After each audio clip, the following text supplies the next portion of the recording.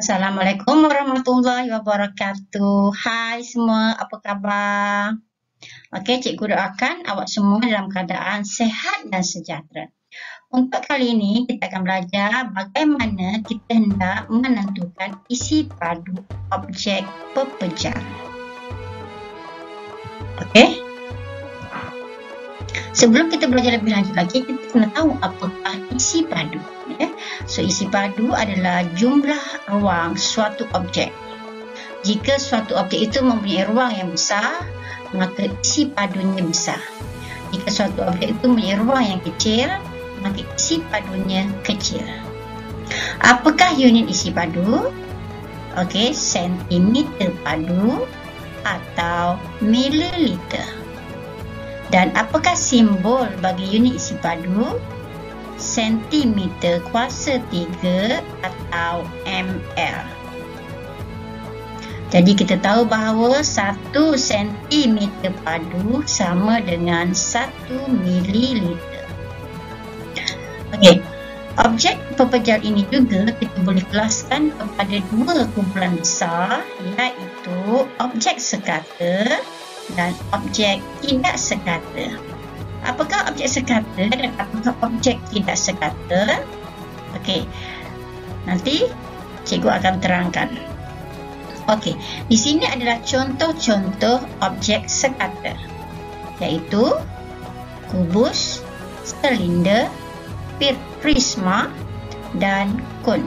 Objek sekata merujuk kepada sisi objek tersebut. Kita boleh sukat dengan menggunakan alat pengukur. Contohnya, kita boleh sukat panjang kubus, tapak kubus, tinggi kubus, dan juga untuk objek-objek yang lain. Okey, objek tidak sekata merujuk kepada sisi objek tersebut tidak dapat disukat dengan menggunakan alat pengukur. Contohnya, batu, daun, dan lain-lain objek lagi. Okey, bagaimana kita hendak menentukan isi padu objek tersebut? Apakah kaedah-kaedah yang perlu kita gunakan? Objek sekata, kita boleh gunakan dua kaedah, iaitu kaedah formula atau kaedah pengiraan, dan satu lagi adalah kaedah sesaran air. Okey, apakah kaedah formula dan apakah kaedah sesaran air? Okey, kita tengok satu-satu ya. Objek sekata, kita boleh sukat isi padu dengan menggunakan kaedah formula atau kaedah pengiraan. Contohnya, kubus. Okey, sisi kubus kita boleh sukat dengan menggunakan pembaris. Contohnya dekat sini, tinggi adalah 2 cm, panjang adalah 2 cm, dan lebar adalah 2 cm. Jadi kita tahu bahawa formula untuk isi padu adalah tapak darab lebar darab tinggi. Jadi kita masukkan nilai sama dengan 2 cm darab 2 cm darab 2 cm. So 2 darab 2, 4. 4 darab 2, 8. Jadi jawapannya adalah 8 cm kuasa 3. Kenapa kuasa 3? Kerana cm kita darabkan sebanyak 3 kali. cm darab cm sama dengan cm kuasa 2. cm darab cm darab cm sama dengan cm kuasa 3. Kenapa kuasa 3? Sebab kita darabkan sebanyak 3 kali. Seterusnya, objek sekata juga kita boleh sukat dengan menggunakan kaedah sesaran air. Apakah kaedah sesaran air ini? Okey, nak tahu? Okey, jom kita tengok aktiviti ini. Langkah pertama, kita ambil silinder penyekat. Kita tuang sedikit air dan sukat bacaan. So, bacaan di sini adalah 2 ml. Kemudian, kita letakkan objek tersebut di dalam silinder yang berisi air tadi, dan air akan naik sebanyak 10 ml. Jadi di sini kenaikan aras air sama dengan isi padu objek yang masuk ke dalam air. Okey, jadi kita boleh ringkaskan isi padu objek tersebut sama dengan 10 ml tolak 2 ml. sama dengan 8 cm kuasa 3 atau 8 ml. Jadi kalau nak mudah, kita boleh anggap bahawa isi padu objek yang terendam dalam air adalah bacaan akhir tolak bacaan awal. Contoh lain, objek tidak sekata kita boleh sukat isi padu dengan menggunakan kaedah sesaran air. Contoh, mula-mula kita isikan silinder penyukat sebanyak 3 ml air. Jadi 3 ml air itu adalah bacaan awal.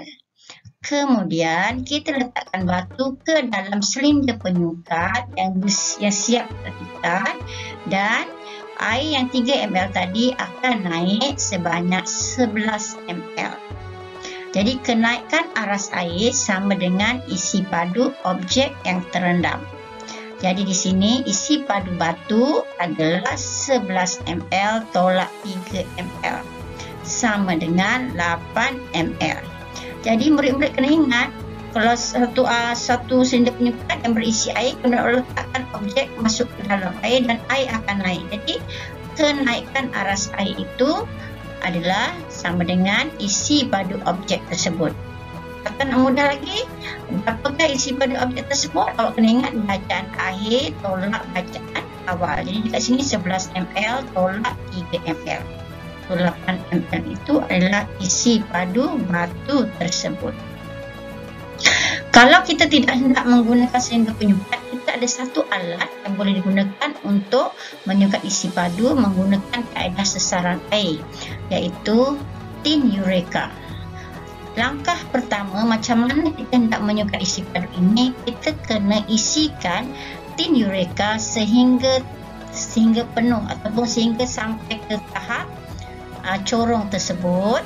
Kemudian kita masukkan batu perlahan-lahan ke dalam tin Eureka dan akan didapati air akan melempah keluar. Jadi kita tadahkan air yang keluar tadi ke dalam silinder penyukat.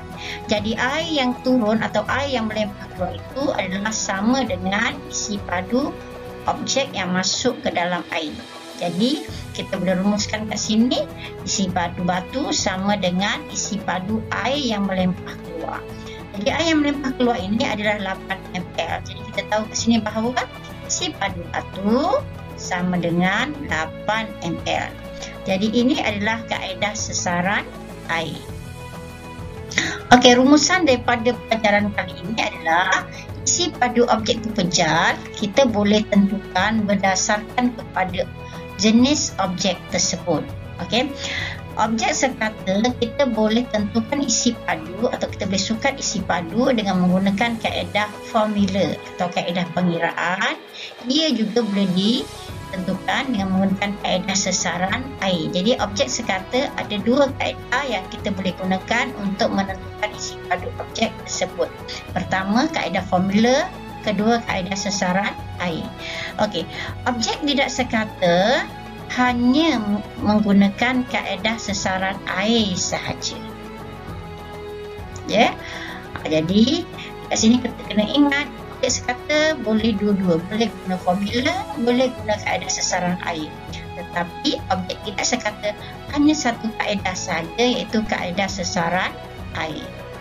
Terima kasih kerana menonton. Jangan lupa tonton video PDPC cikgu yang lain.